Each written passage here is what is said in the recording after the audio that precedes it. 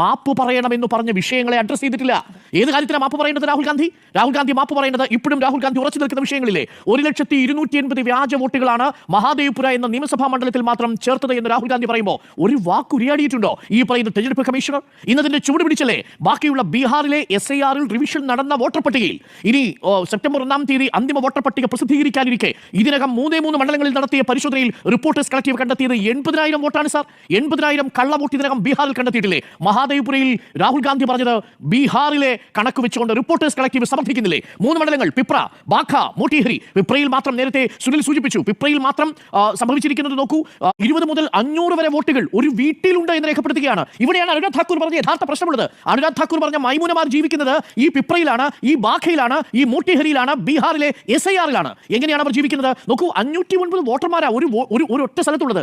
പിപ്രയിലെ ഒരൊറ്റ വീട്ടിൽ മാത്രം 509 വോട്ടർമാർ. മറ്റൊരിടത്ത് ഒരു വീട്ടിൽ